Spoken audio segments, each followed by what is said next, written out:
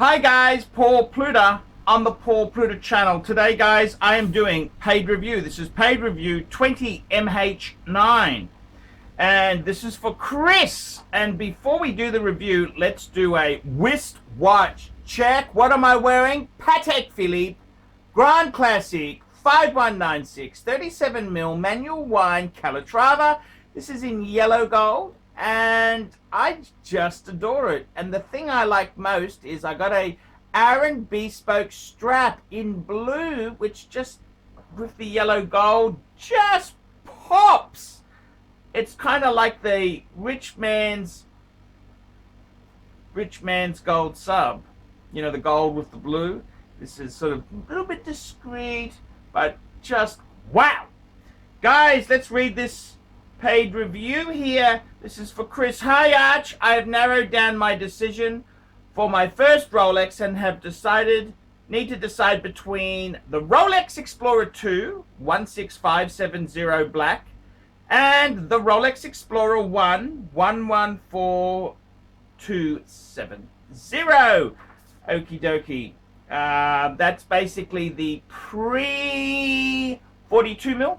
The 40mm Explorer 2. This was the one that came out in the 80s and ran all the way into the new millennial, and it was only just recently changed to the 42mm. Or we're looking at an Explorer 1, the 36mm. Okay, I'm on the fence with both and was curious what you would recommend getting if you could only choose one. I have a vintage Seamaster 14mm DeVille currently that I adore wearing, but it's time to upgrade to something for the day-to-day. He sent me some money. Best regards, Chris. Very good question. First, Rolex. Rolex. Winner, chicken dinner. Winner, chicken dinner. And I got to be totally honest with you. The fact that you're going Steel Sports Rolex, there is no wrongs. There is nothing wrong with either selection there. Personally, I would say the Explorer 2 40mm, great watch. The blacks are actually, can you believe this bullshit? They are actually softer than the Polar. And you know something, guys? It's all bullshit. It's because of the Pontiff. I had the Polar and it went through the roof.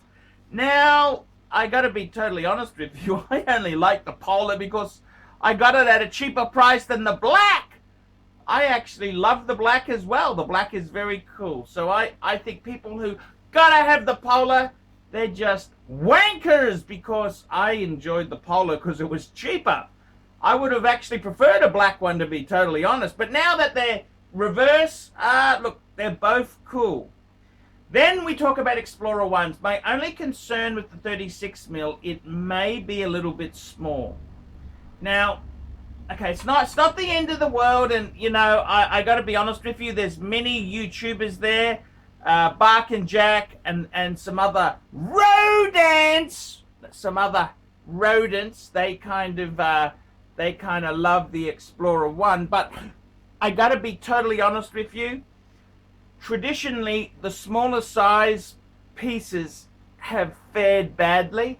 If we look at Patek Philippe, a lot of the 33mm Calatravas, they are substantially cheaper than 36, 37, 38mm Calatravas. So I'm just giving you the drum. My own view is 36mm is quite acceptable, but I gotta tell you, I had a lady of the night, a service provider I used to see, a lovely lady, half Japanese, half Singaporean, busty, but beautiful. I liked her. And I remember about 10 years, it was even longer than that ago, I was wearing an Explorer 1 Sapphire, the 14270. And I said, oh, what do you think of this? She said, oh, bit small. That's what she said, bit small, like girl size. That's what she said. So I got to tell you, that's the concern. I would seriously, at the present time in the market, I would pay the extra, get the 39mm Explorer 1. I think that is a sensational watch. The 40mm Explorer 2 Classic, that's going to be iconic. That's going to be, what's going to happen is really nice, sharp examples are going to pull the premium. So my view is I would go Explorer 2, yes. Or if you're going Explorer 1, I would go 39mm.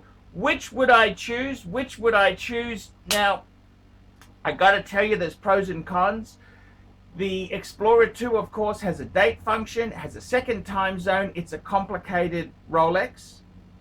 Explorer 1, well, what can I say there? Explorer 1 itself there, it is, Explorer 1 is, it's the quintessential sports watch, wind and wear. If you've got it in your collection, one of the beautiful things I find is you don't need to muck around with the date. You know, is it in AM or is it in the PM zone? You wind it around, wind. In the Explorer 1, you just set the time and off you go. It's just simple and just, it's so cool. The thing about the Explorer 1 is it's a dress watch and it's a sports watch, because, I mean, a dress watch, every analog watch these days is a dress watch. It's not 1996 anymore.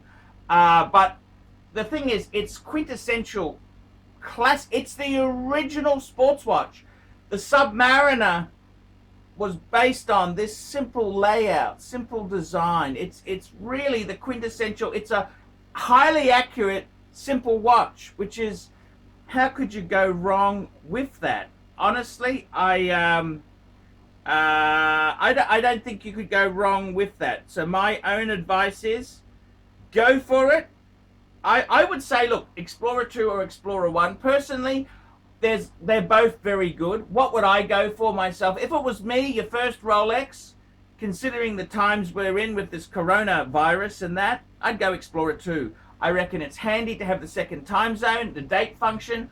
I'd probably go Explorer 2. However, if you went Explorer 1, it's not the end of the world. That is also a great watch.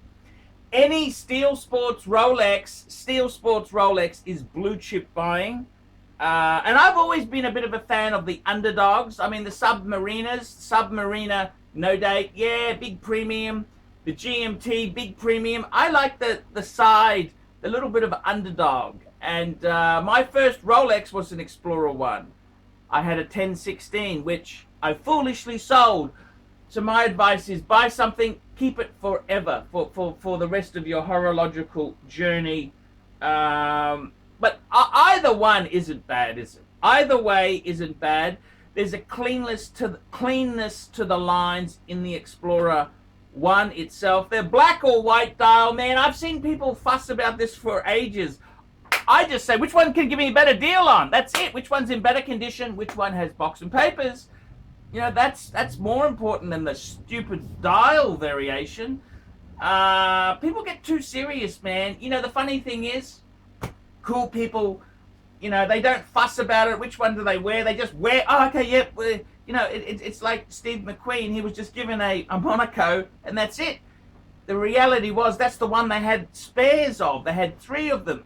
If they went for the Carrera or the Silverstone, they only had 2. So they needed to have 3 of any watch. 1 for the actor to wear, 1 for close-up shots, and 1 as a backup. So 3 they needed to have, ideally. He didn't think, oh, no, I want that one. Oh, no. He just, oh, yeah, flick it on. Okay, yep, next. They didn't even think about it.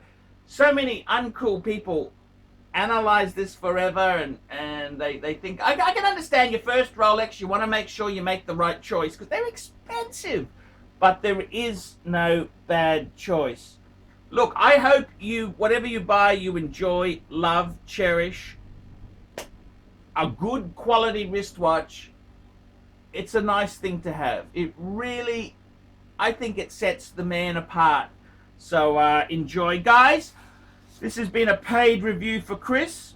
Guys, like, subscribe, tell your friends. Guys, don't forget, man cannot survive on Google Ads alone, especially in these coronavirus times. It's terrible. YouTube ratings and payments are through the floor. If possible, guys, I tell you now, if you are a victim of the coronavirus, I will do cheaper paid reviews, $30. If you are a victim of coronavirus, you don't even need to tell me, just say, here's $30 for a paid review. I will do it for you, no problems. Normally it's 50, well, for everyone else it's 50 US dollars. In these times when we're all at home, send me the paid review. I'll do a review of your watches, I'll answer your questions, and you can share it with your friends. Keep that social distancing. Social distancing. Okay, guys, until next time, ciao. Keep smiling. Panic and pussy. Hi, guys, ArchieLuxury. And who do I recommend in America? In America, who do I recommend for quality pre-owned wristwatches? David SW, David SW, David SW. Go to davidsw.com. He is the best, the greatest pre-owned dealer in all of the United States of America. David SW, David SW, David SW.